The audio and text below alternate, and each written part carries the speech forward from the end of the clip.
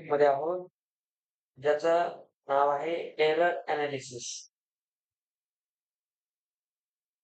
Error analysis मध्ये आपण कोणकोणते एरर्स पाहत होतो. फर्स्ट होता मीन एरर. ठीक आहे, मीन एरर मी काल तुम्हाला एक एक्झाम्पल घेऊन दाखवलं होतं. आपण आज त्याला मॅथमॅटिकली पाहू. आपल्याकडे समजा वेगवेगळ्या रिडिंग्ज आहेत, म्हणजे आपण एखादी लेंथ मोजली, एकाने मोजली ती x1, मग x2, मग x3, अशा समजा n लेंथ आपण मोजल्या, एवढ्या लेंथ आहेत. जसं काल आपण एक्झाम्पल घेतलं 2, 4, 6, 7 असे. तसं इथे समजा या n number of observations have been taken by someone. आता काय करतील, या सगळ्यांचा मीन एरर काढायचा.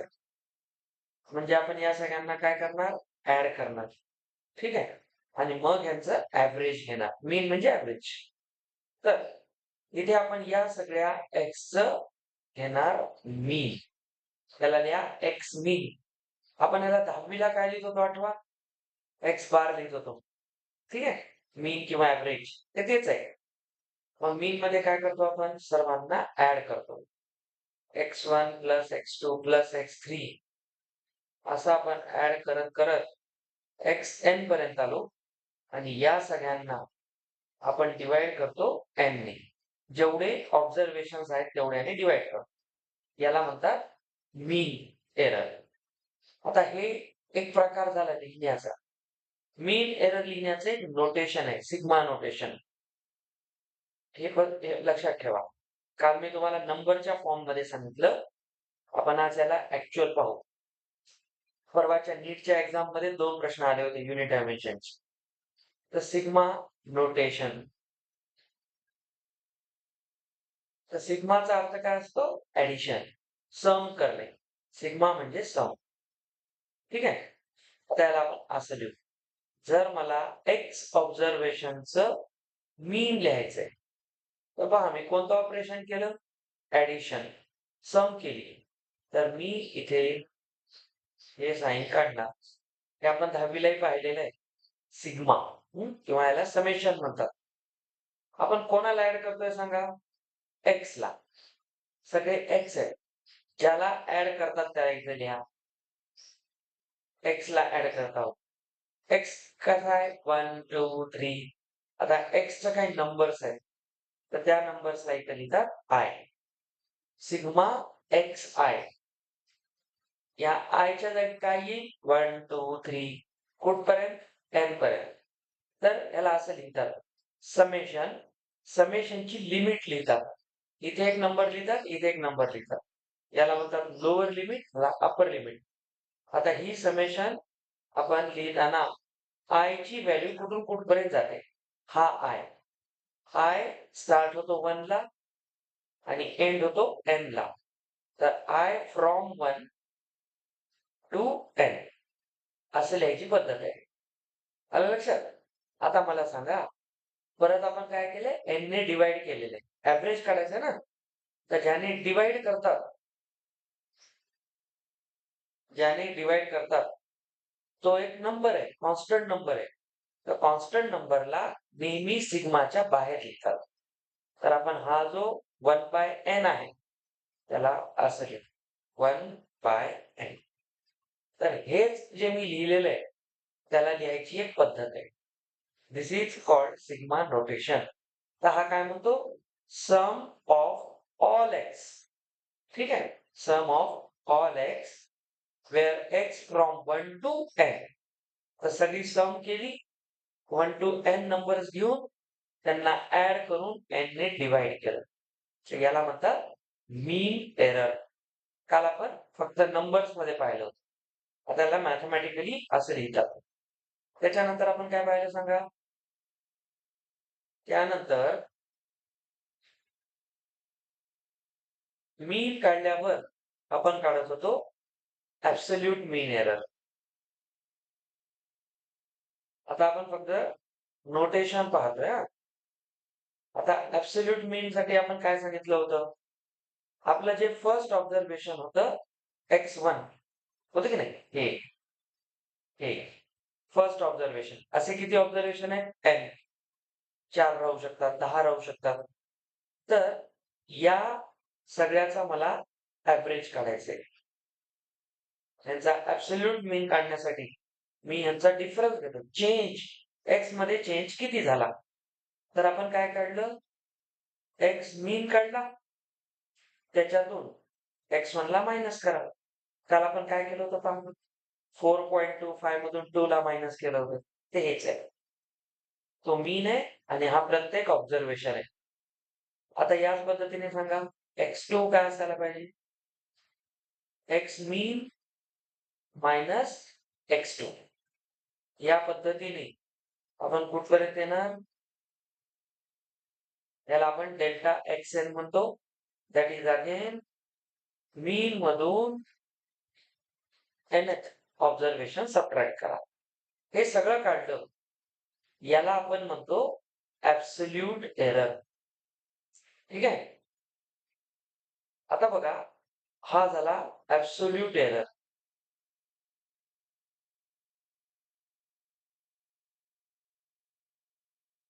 मला यांचा मीन घ्यायचा आहे. तर मीन घेण्यासाठी मी परत काय करेन? नीट समजून घ्या. जर मला सांगितलं हा जो ऍब्सोल्यूट एरर काढलाय, हा याचा मीन काय राहील? मीन एरर. तर मी काम करेन, मी प्रत्येक वेळी हा जो आलेला आहे डिफरन्स, पहिला डिफरन्स बघा, हा आहे पहिला डिफरन्स, मग दुसरा डिफरन्स, आणि मग असंच करत करत शेवटचा डिफरन्स. या सगळ्या डिफरन्सचा मॉड घेईल. काल आपण तेच केलं. ऍब्सोल्यूट मीन म्हणजे मॉड घ्या आणि सगळ्या मॉडला ऍड करा, लाईक दिस. काल आपण हेच केलं होतं. निगेटिव्ह आन्सर हे पॉझिटिव्ह केले होते, आठवा. आणि आपण त्याचं सम किती काढली होती? 1.25. 4.25 1.25 असे दोन आले होते. तर याला आपण म्हणतो ऍब्सोल्यूट मीन एरर. त्याच्यानंतर कोणता होता? रिलेटिव्ह मीन एरर.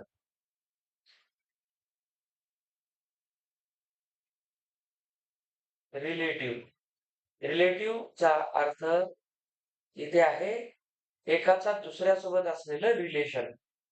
तर रिलेटिव्ह एरर कसा काढतात? Relative error is given by, आपण काढलेला कोणता? हा ऍब्सोल्यूट मीन एरर आहे. त्याला कशाने डिवाइड करा? आपण काढलेल्या पहिल्या मीनने. हे रिलेशन झालं दोघांचं. पहा इथे कोण होता? 4.25 इथे होता 1.25, आणि याची व्हॅल्यू काल 1 पेक्षा जास्त आली होती. 1 पेक्षा जास्त येण्याचा अर्थ काय? एरर खूप मोठा आहे, म्हणजे आपल्याला पुन्हा रिडिंग घ्यावं लागतं. एक्सपेरिमेंट चुकला, एरर घेतली, जास्त झाले, तर रिलेटिव्ह एरर करतो आपण.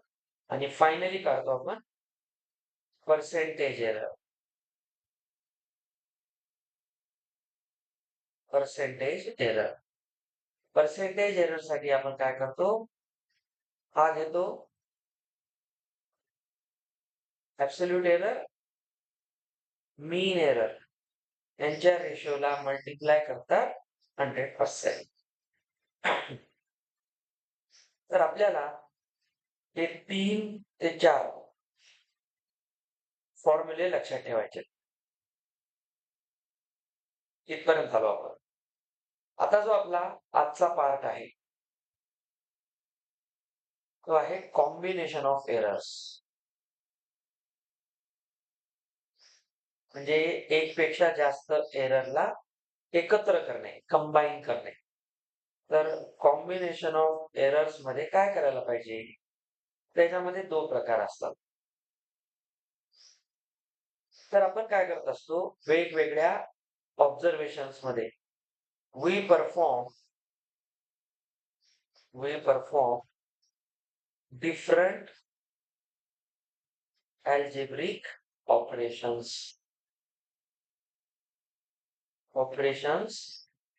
On observations. आपण जे काही रिडिंग्स घेतलेले आहेत त्यांच्यावर आपण वेगवेगळे ऑपरेशन्स करतो. कोणकोणते? ऍडिशन करतो आपण, सबट्रॅक्शन करतो, मल्टिप्लिकेशन आणि डिव्हिजन. ते हे जे वेगवेगळे ऑपरेशन्स आपण करतो एक्सेट्रा, तर यांचं पण एरर असणार. ऍड केलं म्हणजे काय केलं? वेगवेगळ्या ऑपरेशन्सला एकत्र केलं, त्या प्रत्येकामध्ये एरर आला, तर त्या एररचं जर अनालिसिस केलं, का केल्या जाते एररचं अनालिसिस? तर एरर मिनिमाइज करण्यासाठी. एरर आपण कधीही कम्प्लिटली संपवू नाही शकत. कोणत्याही मेजरमेंट मधला एरर 100% कधीही सॉल्व्ह होत नाही. मग काय होतो? तो मिनिमाइज करता येतो. म्हणजे आपला जर एरर 1 पॉइंट समथिंग येऊ लागला, तर आपण त्याला कमीत कमी करून 0 पॉइंट समथिंग आणू शकतो. ते खूप कमी केला म्हणजे अॅक्युरेसीच्या जवळ गेलो आपण. 0 एररचा अर्थ काय? No error. नो एरर म्हणजे एकदम अॅक्युरेट. पण कोणताही एरर हा असा डायरेक्ट 0 होत नाही. 100% त्याच्यात एररचे मी तुम्हाला टाइप सांगितले होते ना. Personal error, instrumental error, accidental error, हो की नाही? Experimental error. हे असे एरर असतातच. कोणता ना कोणता एरर असतो. त्याच्यामुळं एरर आपण फक्त मिनिमाइज करतो. आणि जेव्हा हे कॉम्बिनेशन असतं, तेव्हा तर ते एरर अजून डॉमिनंट होतात. मग त्यासाठी आपल्याकडे टेक्निक्स पाहिजे. म्हणून आपण काय करतो? एक्सपेरिमेंटली आणि मॅथमॅटिकली एरर्स कमी करण्यासाठी वेगवेगळ्या गोष्टी करतो. जसं आता एक उदाहरण तुम्हाला सांगतो.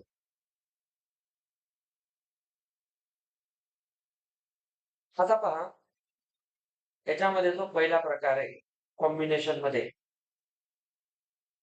सम ऑर डिफरन्स. जर आपण काही ऑब्झर्वेशनची सम किंवा डिफरन्स घेतली आणि त्याच्यातले एरर्स आपण चेक करायला लागलो, तर काय केलं जाईल? आता बघा, एक्स एक्स हा काय आहे? आपण असं नुकते मेजरमेंट घेतला आणि त्याच्यातला एरर सापडला. आपण दोन वेगवेगळे ऑपरेशन केले, ए अँड बी. या दोघांना आपण ऍड केलं किंवा दोघांना सबट्रॅक्ट केलं. तर ए आणि बी मध्ये हे आपले ऑब्झर्वेशन होते. म्हणजे मी एखादी लेंथ मोजली, मी लेंथ मोजली, मला ए सापडली. दुसऱ्या कोणी मोजली, त्याला बी सापडली. Same length. पण ए आणि बी दोघांमध्ये पण एरर आहे काही ना काही. तर ए मधल्या एररला मी काय म्हणेल? Delta A. एरर डेल्टाने दाखवतात. बी मधील एरर डेल्टा बी असेल.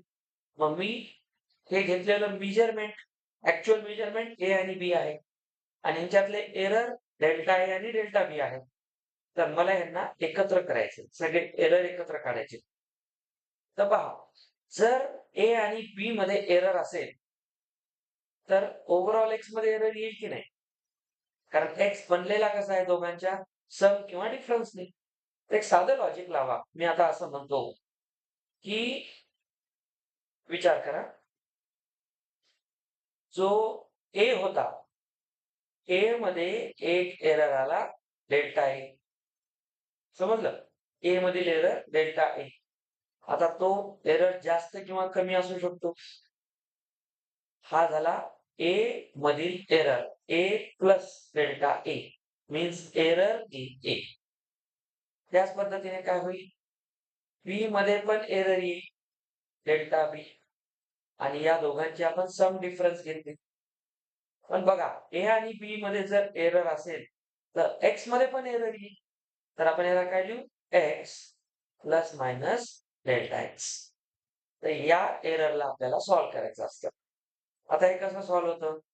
या सगळ्यांना आपण ओपन केलं, तर आधी आपण रेनबो लावल्यासारखं या दोघांना ऍड करू आणि मग या दोघांना ऍड करू.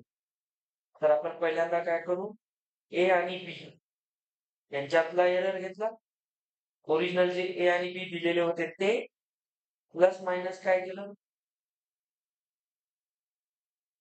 Delta a plus minus delta b. आता सांगा सर, हा कोण आहे? A plus minus b. A plus minus b is actually x. अरे बाबा, ह्यालाच आपण एक्स म्हणलंय ना इक्वेशन 1 वरून. तर तुम्ही ए प्लस मायनस बी ला काय लिहू शकता? एक्स लिहू शकता. ठीक आहे. आता हा जो एक्स आहे, तो इथे येईल आणि इथे प्लस मायनस काय येईल? हा एरर, या दोघांमधील error, delta a plus minus delta b. आता मला सांगा, याच्यावरून आपण एक गोष्ट करू शकतो. इकडे कोण होतं? LHS ला हे होतं आणि हे RHS ला आलेलं आहे. तर बघा बरं, दोन्हीकडून एक्स कॅन्सल होतो. काय शिल्लक राहिलं? तर टोटल एरर, डेल्टा एक्स म्हणजे total error, is actually equal to error in a plus error in b. तर हे आहे सम आणि डिफरन्स मधल्या एररचं प्रूफ. हे असं कॅल्क्युलेट करतात. तर आपण ए प्लस मायनस बी ला एक्स मानलं. जर ए आणि बी मध्ये एरर आले तर एक्स मध्ये पण एरर येईल आणि याला आपण सिम्प्लिफाय करून एक्स कॅन्सल केला तर एक्स मधला एरर हा ऍक्च्युली ए आणि बी मधील एररची सम किंवा डिफरन्स असतो. तर यालाच आपण कॉम्बिनेशन म्हणलंय ना, तेच कंबाईन झालं. तर कोणत्याही एरर मध्ये याच पद्धतीने आपल्याला जाता येईल. आता मला सांगा, डेल्टा एक्स जो आहे हा ऍक्च्युली कसा आहे? सर याच्या बाहेर पण एक प्लस मायनस आहे. आपण तर याला कॅन्सल केले ना एक्स ला आणि हा हा रिझल्ट लिहिला. पण सांगा याच्या बाहेर एक प्लस मायनस शिल्लक आहे की नाही? त्याला कोण लिहिल? तर तो प्लस मायनस इथे येईल आणि हा राहील ब्रॅकेट मध्ये. तर सांगा डेल्टा एक्स मध्ये किती पॉसिबल एरर आहे? या सायन्सला पाहून सांगा किती पॉसिबल एरर आहे? 4 आहे, 4. पहा, बाहेरचा प्लस मायनस काय सांगतो? एकदा हा प्लस घेतला तर ए आणि बी दोन्ही प्लस होतील. हा प्लस घेतला तर ए प्लस बी मायनस होईल. 2 झाले. इथला मायनस घेतला तर ए मायनस बी प्लस, तिसरा झाला. आणि चौथी पॉसिबिलिटी ए पण मायनस बी पण मायनस. अरे बाबा, बाहेर एक प्लस मायनस आहे, आत एक प्लस मायनस आहे. तर टोटल पॉसिबिलिटी किती आहे?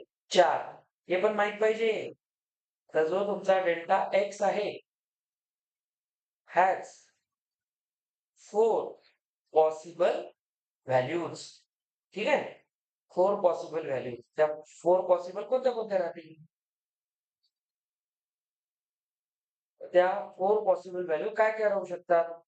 सर एक तर हा प्लस आम्ही घेतला तर या दोघांचा प्लस बघा, बाहेर प्लस मध्ये दोन्ही प्लस झाला. एक एरर, बाहेर प्लस, पहिला प्लस दुसरा मायनस. त्याच्यानंतर बाहेर मायनस, मध्ये दोन्ही, पहिला प्लस दुसरा मायनस आणि बाहेर मायनस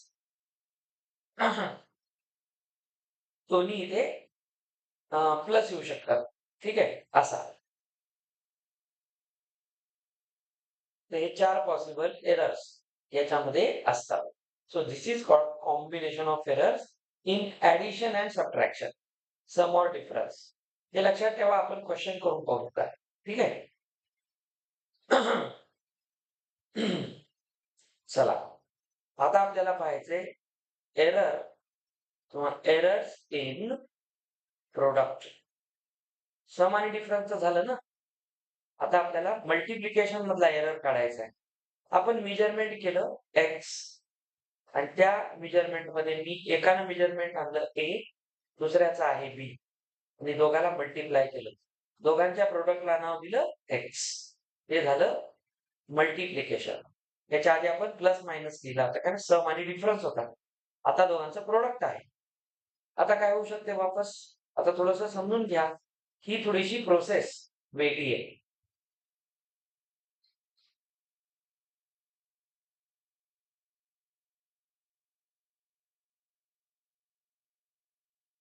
तर ह्याच्यामध्ये एक गोष्ट लक्षात घ्यायची, ही समजून घ्या बघा मी काय सांगतो ते. 2 नंबर मधला जर तुम्हाला प्रोडक्टचा एरर काढायचा आहे तर डायरेक्ट लक्षात ठेवा, एरर इन एक्स घ्या. ठीक आहे, बघा मी काय काय करतो. पुन्हा एरर इन ए घ्या, परत एरर इन बी घ्या. पण याचा घेतात फ्रॅक्शनल व्हॅल्यू. कोणती व्हॅल्यू? Fractional value. याच्या प्रूफ मध्ये जाऊन का रिझल्ट लक्षात ठेवा. जर 2 नंबरच्या प्रोडक्ट मधला एरर एक्स असेल तर डेल्टा एक्स बाय एक्स करा, delta a upon A, delta b upon बी या दोघांना ऍड करा आणि हा एरर बाहेर प्लस किंवा मायनस ठेवा. कारण जर एरर वाढला तर तो प्लस येईल, कमी झाला तर मायनस येईल. पण प्रोडक्ट मध्ये नेहमी ऍड केलं जातं, म्हणून मध्ये प्लस येणार, मध्ये मायनस नाही येणार. तर प्रोडक्टच्या केसमध्ये तुम्ही नेहमी काय करणार, लक्षात ठेवा, plus minus under bracket delta a upon a plus delta b upon b. याला आपण म्हणतो फ्रॅक्शनल एरर्स. कोणते एरर म्हणायचं याला? Fractional errors. कारण आपण फ्रॅक्शन घेतले तर असं घ्यायचे. तर हे कशामध्ये झालं? प्रोडक्ट मध्ये. क्वेश्चन केल्यावर लक्षात येईल. हे पण कळलं सगळ्यांना? तर हे झाले प्रोडक्ट मधले एरर्स. चला, तर आपल्याला याच पद्धतीने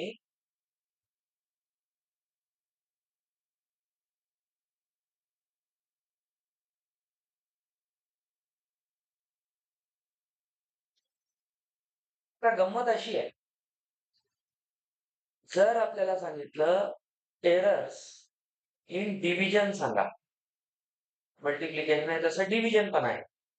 जर आपल्याकडे दोन ऑब्झर्वेशन आहेत ए अँड बी, यांचं आपण घेतलं डिव्हिजन, इथं जसं प्रोडक्ट घेतलंय तसा त्यांच्यातला एरर जर एक्स आला, ठीक आहे.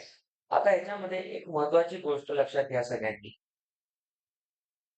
फायनल रिझल्ट ह्याच्यात कसा आहे तो पहा.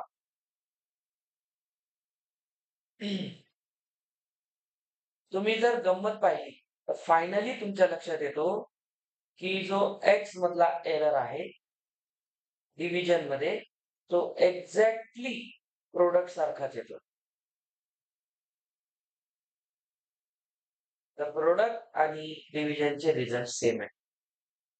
तर जे प्रोडक्ट मध्ये येतं तेच डिव्हिजन मध्ये येतं. आपल्या डोक्यात लिहिलं मायनस येईल का? नाही. तर प्रोडक्ट आणि डिव्हिजन या दोघांमध्ये देखील एरर तेच येतो. समजलं? तर प्रोडक्ट आणि डिव्हिजन साठी सेम व्हॅल्यू आहे. सम आणि डिफरन्स मध्ये आपण असं काढतो. तर या पद्धतीने प्रोडक्ट डिव्हिजन असं काढतात. आता आपल्याला पॉवर्स, मी तुम्हाला म्हणलं ना 3 ते 4 गोष्टी असतात. तुम्हाला मी एकदा 4चे एक्झाम्पल दाखवतो. एरर्स इन क्वांटिटी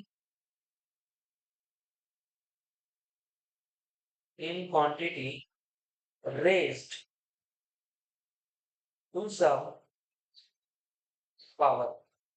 म्हणजे जर आपण एखाद्या फिजिकल क्वांटिटीला पॉवर मध्ये नेलं, म्हणजे आपण एक फिजिकल क्वांटिटी घेतली टाइम, आणि आपण बघा ऍक्सेलरेशन मध्ये टाइमला काय करतो? स्क्वेअर करतो. मीटर पर सेकंड स्क्वेअर लिहितो की नाही आपण?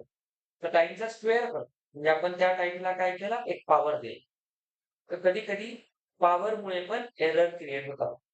तर एखाद्या क्वांटिटीला सम पॉवर मध्ये जर रेंज केलं तर एरर कसा राहील तो पण लक्षात ठेवा.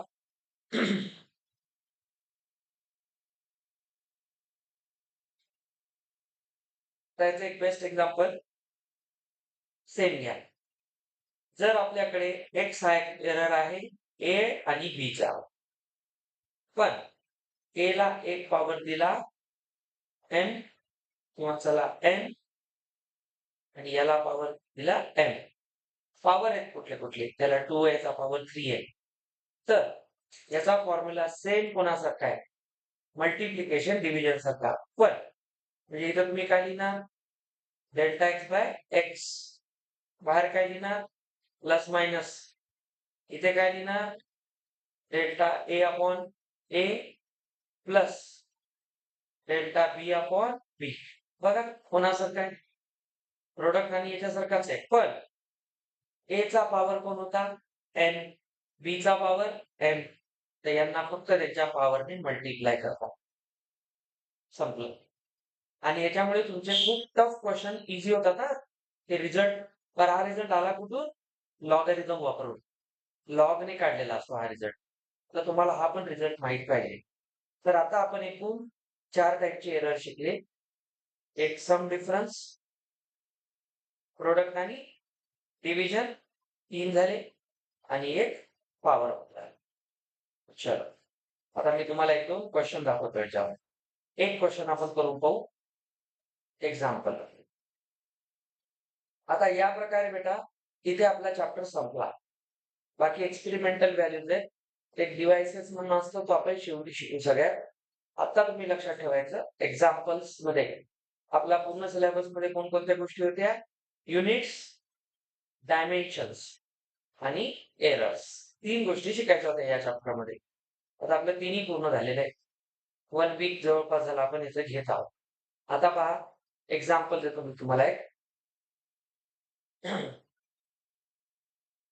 बघा, ओरिजिनल लेंथ ऑफ वायर. एका वायरची लेंथ अशी काढली, ती होती 153.7. आता मोजणाऱ्याने किती मोजली? 153.7 एका वायरची लेंथ. पण त्याला डाऊट होता की माझ्या या लेंथ मेजरमेंट मध्ये एरर आहे. त्याने काय म्हणला, चला काही ना काही प्लस मायनस एरर आपण म्हणतो ना, चला फरक 2-4 रुपयाचा कमी जास्त, कमी जास्त म्हणजे प्लस मायनस. तर तो त्याने काय म्हणला की माझ्या मेजरमेंट मध्ये कितीचा एरर राहील? 0.6 चा. हे कोण आहे सांगा? विचार करून आन्सर द्या. ए. आणि हा कोण आहे? हा कोण आहे? Delta A. ए मधला एरर आहे की नाही? ए प्लस मायनस डेल्टा ए. लक्ष द्या, सेंटीमीटर. हे एकाने मोजलं.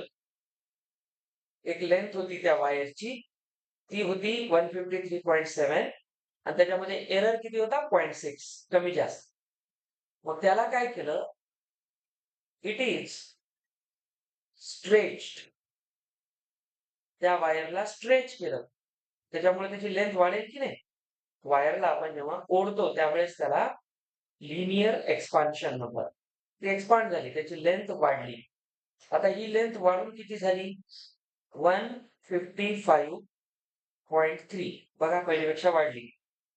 पण त्याच्यातही काहीतरी एरर होता. तो एरर लेट्स से होता 0.2. ठीक आहे.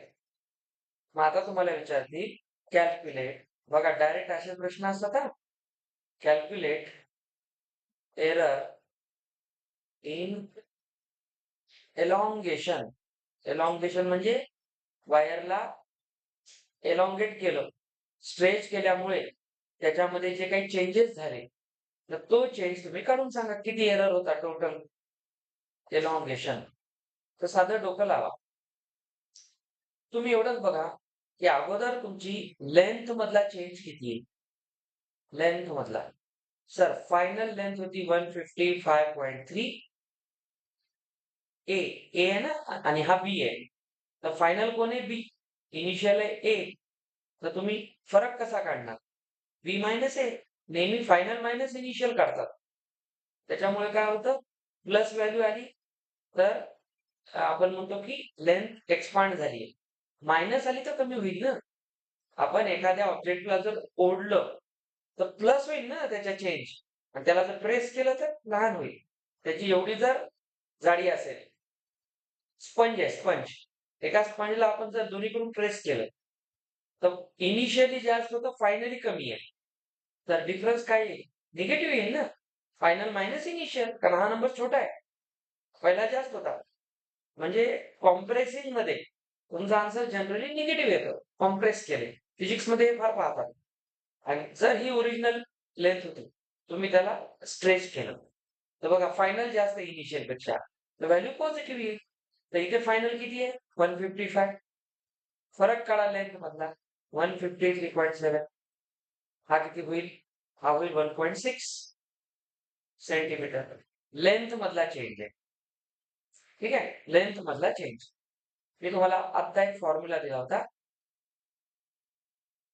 मी काय केलं पहा, ए आणि बी मधला चेंज काढला, दिसतो? आणि त्याच्यामध्ये काय प्लस मायनस केलं? एरर मधला चेंज. अरे बाबा, एक्स म्हणजे कोण? ओरिजिनल मधला चेंज. आणि हा काय आहे? एरर मधला चेंज. तर सांगा या क्वेश्चन मध्ये हा कोणता चेंज आहे? ओरिजिनल मधला. ऍक्च्युली हा एक्स आहे. ए प्लस मायनस बी होता ना, हा प्लस मायनस का केलं कळलं? ते प्लस येऊ शकते, मायनस पण येऊ शकते. आता सांगा सर, मग चेंज करा डेल्टा एन.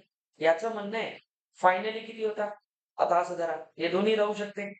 4 पॉसिबल व्हॅल्यू आहे, बाहेर प्लस मायनस ठेवा. इथे काय लिहिणार? 0.6 पहिल्यातला, मध्ये प्लस मायनस होता, दुसऱ्यातला एरर 0.2. तर इथं प्लस मायनस काय होईल? 0.8.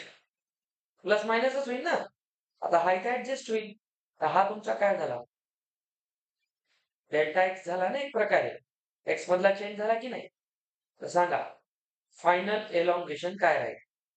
सर, एलॉंगेशन म्हणजे वायर बघा 1.6 ने वाढलं, त्याची लेंथ वाढली, 1.6 लेंथ वाढली, पण त्याच्यात एरर राहिला किती?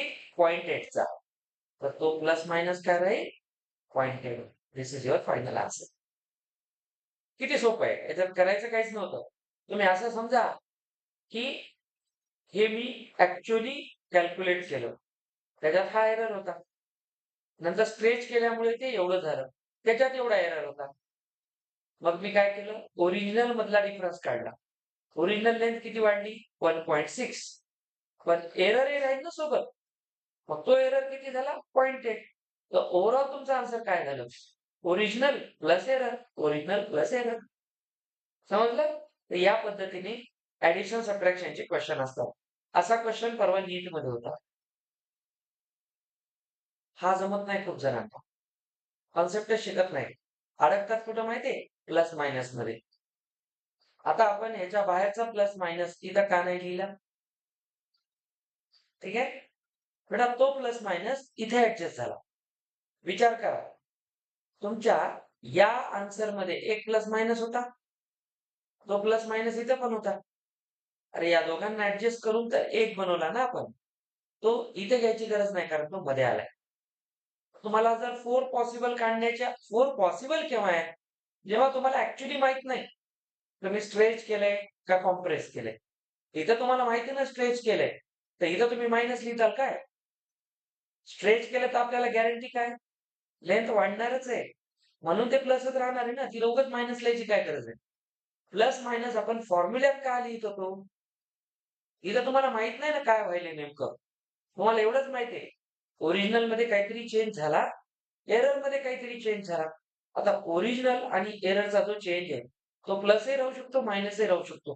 म्हणून इथं प्लस मायनस आहे, इथं प्लस मायनस आहे. हे अंडरस्टँडिंग लेवलला पाहिजे. उगाच सॉल्व्ह केलं, हा सर आम्हाला ऍडिशन सबट्रॅक्शन येते, त्याचा अर्थ असा नाही की फिजिक्स आहे. ते वेगळा कॉन्सेप्ट आहे.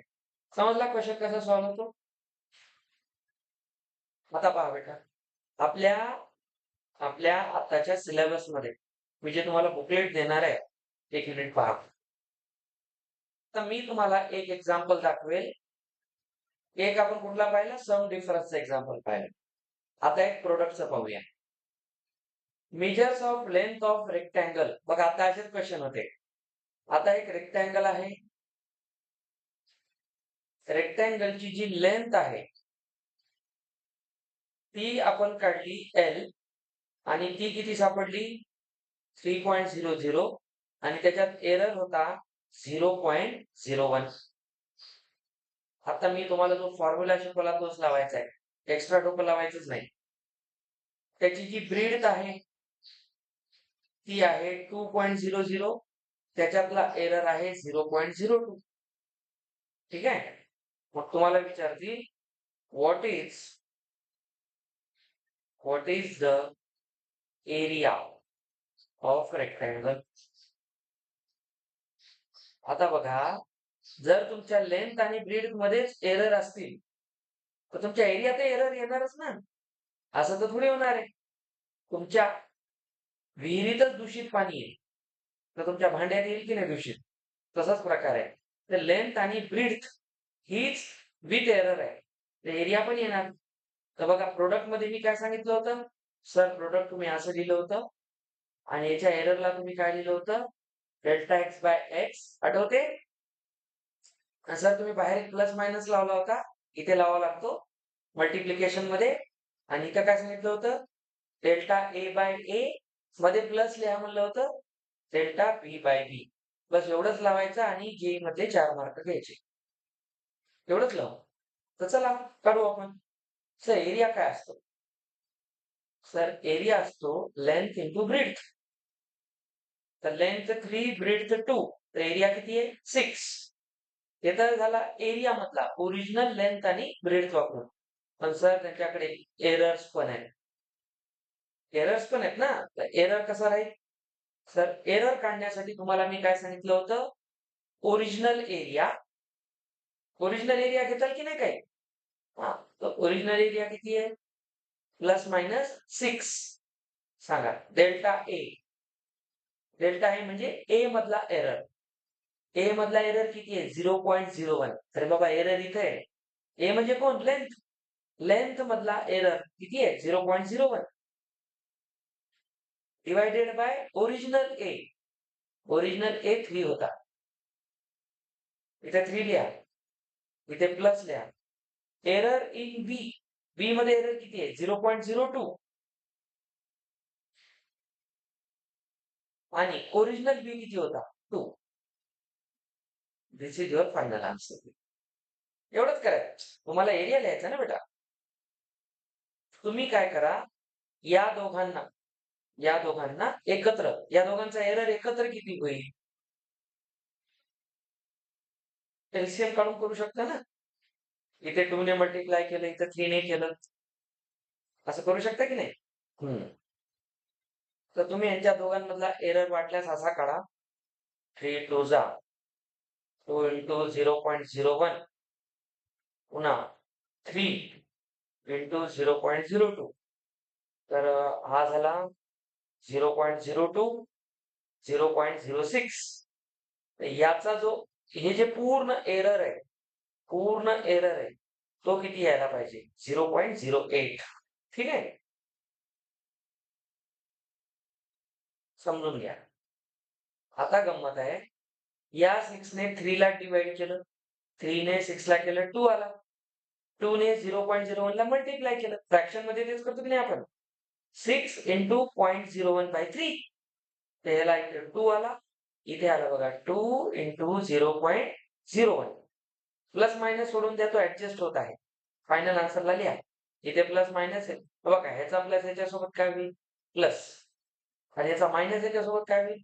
मायनस. तर ओव्हरऑल प्लस मायनसच होईल ना. तर प्लस मायनसने प्लसला मल्टिप्लाय केलं तर आन्सर प्लस मायनसच येतं, त्याची काही अडचण नाही. आता बघा मग इथं काय येईल? प्लस मायनस येईल ओव्हरऑल या दोघांचं. इथं काय ते सांगा. Sir 3 into 0.02. तर ओव्हरऑल तुमचा प्लस मायनस ऍडजस्ट होऊन किती झाला? 0.08. यांचं प्रोडक्ट प्लस याचं प्रोडक्ट, ते 0.08 येते. तर सांगा फायनल एरिया किती आहे?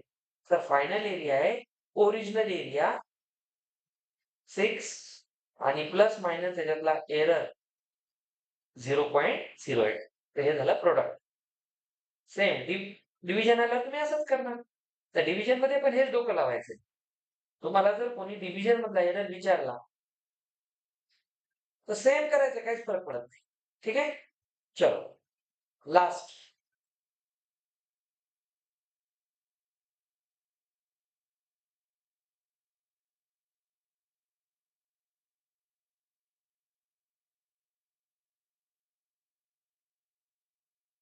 एक मिनिट.